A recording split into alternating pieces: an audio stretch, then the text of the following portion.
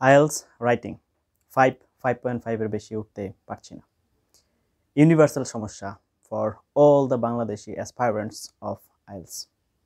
বাংলাদেশ থেকে যারা আইএলস পরীক্ষা দিচ্ছেন, সম্মানিত পরীক্ষার্থী যারা আছেন, তাদের ক্ষেত্রে আমি দেখতে পাচ্ছি যে অলমোস্ট 75% যারা পরীক্ষার্থী তাদের ক্ষেত্রে রাইটিংয়ে একটা কমন সমস্যা। বাকিগুলোতে আপ করতে পারলেও রাইটিংয়ে আপ করতে পারছি না। এই সমস্যাটা নিয়ে অনেক ভুগছি। আমার চ্যানেলে আমি প্রতিদিন কমপক্ষে 10 থেকে 15টা টেক্সট পাই যে স্যার ইউআর করব, আমার রাইটিংয়ের নাম্বার কম। আমার চ্যানেলে ইউআর এর একটা ভিডিও আছে, ছোট্ট একটা ভিডিও, সেটা দেখে এত পরিমাণ ইনকোয়ারি, তাহলে আমি বুঝতেই পারছি কী অবস্থা। By the way, since 2015 I been teaching. 2015 সাল থেকে আইএলস স্টুডেন্ট পড়াতে যে এই জায়গাটা নিয়ে সবচেয়ে বেশি ঝামেলা হয়েছে। ইভেন সত্যি কথা বলতে, আমি নিজে যখন পরীক্ষা দিয়েছি আমার রাইটিংয়ের স্কোরটাই সবচেয়ে কম। বাকিগুলো যেখানে 8.5 এটাতে হচ্ছে আপনার 8, আমি এখানে 8-এর বেশি যেতে পারিনি। তো এই যে সমস্যা, যেহেতু আমি নিজে একজন দুর্বল স্টুডেন্ট ছিলাম, বাংলা মিডিয়ামের ছাত্র ছিলাম, আমি কিভাবে ওভারকাম করলাম সেই জিনিসগুলো আজকে আপনাদের সাথে শেয়ার করার চেষ্টা করব। তার জন্য একটু কষ্ট করে ভিডিও শেষ পর্যন্ত আমার সাথে থাকতে হবে। Before that, welcome to my channel IELTS care. আপনি যদি আমার চ্যানেল সাবস্ক্রাইব হয়ে থাকেন then you are the boss, otherwise please subscribe. It's my wholehearted request to you. আপনি যদি আইএলস মক টেস্ট দিয়ে নিজেকে যাচাই করতে চান, you can contact with me. আমার সাথে কন্ট্যাক্টের ডিটেলস আপনি ভিডিও কমেন্টে পিন করা অবস্থায় পেয়ে যাবেন। আর 24/7 আপনি যদি আমার সাথে কানেক্টেড থেকে আইএলস প্রিপারেশন নিতে চান, you can like my Facebook page and join my Facebook group. সেগুলো লিঙ্ক ভিডিও ডেসক্রিপশনে দেওয়া আছে। এবার চলে আসে আমাদের মূল আলোচনা, সেটা হচ্ছে স্পিকিং 6.5 আছে, কোনো সমস্যা নাই।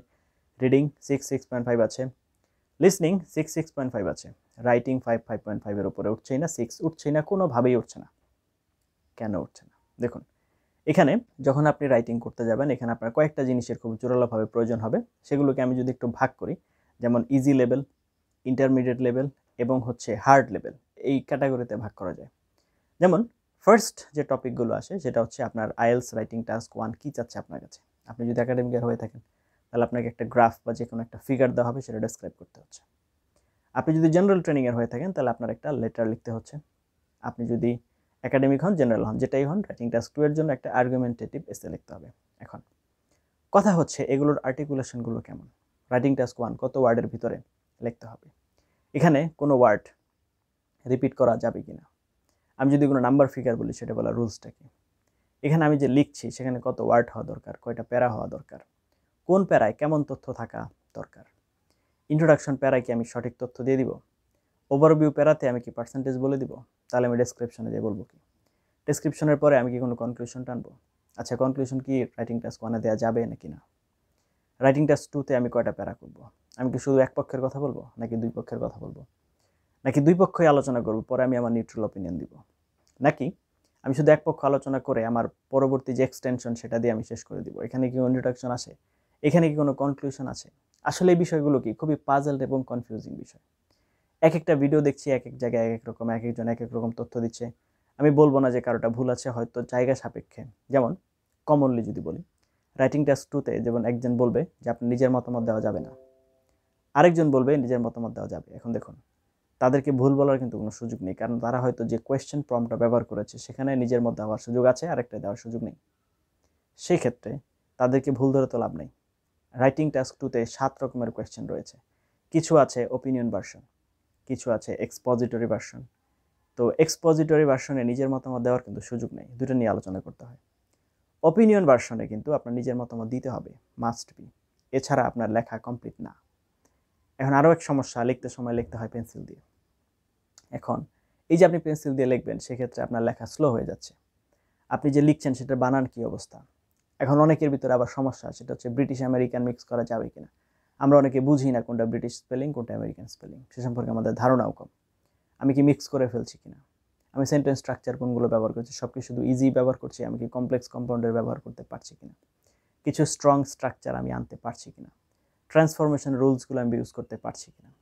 এই যে সমস্ত প্রশ্ন, এগুলোর উত্তর যতক্ষণ পর্যন্ত ক্লিয়ার না হবে ততক্ষণ পর্যন্ত আপনি 5.5 ভিতরে আটকে থাকবেন।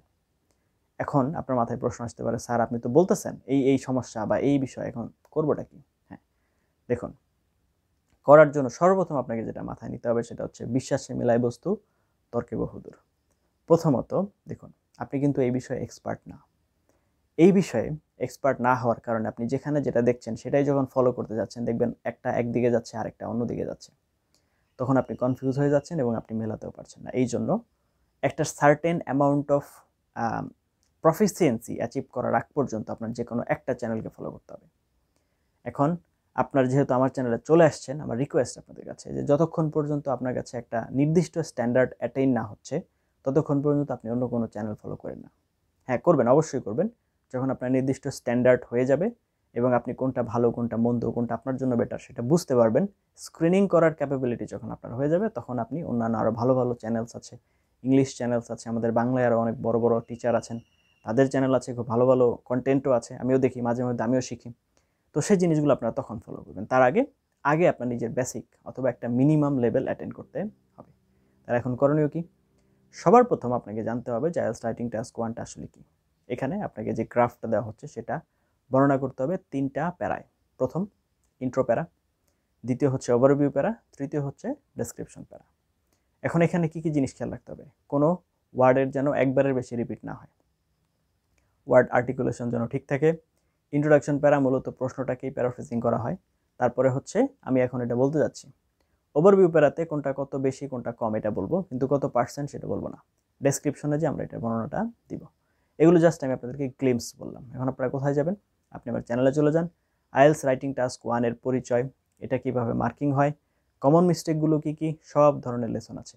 দয়া করে আগে সেগুলো একটু ভালো করে প্রত্যেকটা ভিডিও কমপক্ষে 3বার করে দেখতে হবে। আদারওয়াইজ কিন্তু আমি আপনাকে কোনো হেল্প করতে পারবো না, আই ক্যান্ট হেল্প ইউ।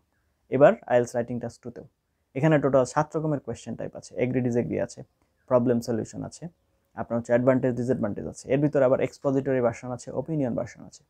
তো এইগুলো আগে ভালো করে দেখতে হবে কিভাবে এটার মার্কিং হয়। টোটাল জিনিসগুলো যখন আপনি ভালো করে দেখবেন, তার মানে টোটাল আইডিয়া হয়ে যাবে। এরপরে যে হচ্ছে আপনার নিজের লেখার চেষ্টা করতে হবে। এখন নিজের লেখার ক্ষেত্রে আপনি যখন সম্পূর্ণ আইডিয়া হয়ে যাবে আপনার, তারপরে হচ্ছে আপনি স্যাম্পল ব্যান 9 মডেল যে আনসারগুলো আছে সেগুলো ফলো করবেন। আপনি সার্চ দিলে, গুগলে সার্চ দিলে অনেক ভালো ভালো ওয়েবসাইট পেয়ে যাবেন, সেখান থেকে আপনি নেবেন। নিয়ে আগে আনসারগুলো দেখে দেখে লিখবেন, অথবা কেমব্রিজ বইয়ের পিছনেও দেখবেন, যেগুলো ন্যূনতম ব্যান্ড 7 আনসার সেগুলোই ফলো করবেন। তার নিচেরগুলোতে কিন্তু ভুল আছে আনসার, বা ওইখানে অনেক ভুল আছে, সেগুলো ফলো করবেন না। তো আপনি সেখানে ফলো করবেন এবং সঠিকভাবে এগুলো বোঝার চেষ্টা করবেন, জানার চেষ্টা করবেন। তারপরে হচ্ছে আপনি কি করবেন, এবার যখন আপনার টোটাল জিনিসটা সম্পর্কে পরিপূর্ণ নলেজ হয়ে যাবে, তারপরে আপনি যে সম্মানিত বড় ভাই অথবা সম্মানিত টিচারের কাছে পরীক্ষা নিচ্ছেন, টিচারের কাছে আপনি প্রস্তুতি নিচ্ছেন, তার কাছে মক টেস্ট দিবেন। কী অবস্থা, আপনি বুঝতে পারছেন কিনা এবং আপনার স্কোর ঠিকঠাক মতো হচ্ছে কিনা বা আপনার কোনো ভুল হচ্ছে কিনা তার কাছ থেকে যাচাই করে নেন। যদি আপনারা আমার কাছে দিতে চান, আমার কাছে দিতে পারেন। ফেসবুক গ্রুপের লিঙ্ক ভিডিও ডেসক্রিপশনে দেওয়া থাকবে, আপনি সেখানে যান, আপনার লেখাটাকে সাবমিট করে দেন, বিনা পয়সায় আমি আপনাকে সেটা কি করে দিব, অ্যাসেস করে দিব, এবং কোথায় কোথায় ভুল আছে, কত পেতে পারেন, সব কিছু আপনাকে যাচাই বাছাই করে দেওয়া হবে। দয়া করে এই কাজটা একটু করুন।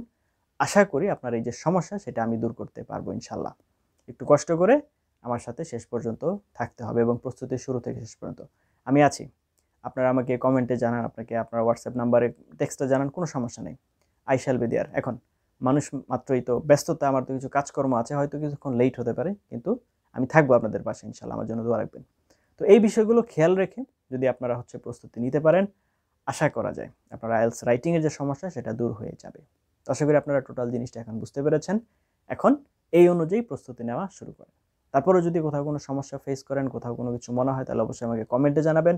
আমি চেষ্টা করবো আপনাদেরকে সেই অনুযায়ী হেল্প করার জন্য। এতক্ষণ পর্যন্ত সাথে ছিলেন তার জন্য অনেক এবং অনেক ধন্যবাদ। এই লেসনটা যদি আপনার সামান্যতম উপকার মনে হয় থাকে, তাহলে অবশ্যই ফ্রেন্ডস এন্ড ফ্যামিলির সাথে শেয়ার করতে ভুলবেন না। Thank you for watching until now. Let's meet some other video. Till then have a nice time. আসসালামু আলাইকুম।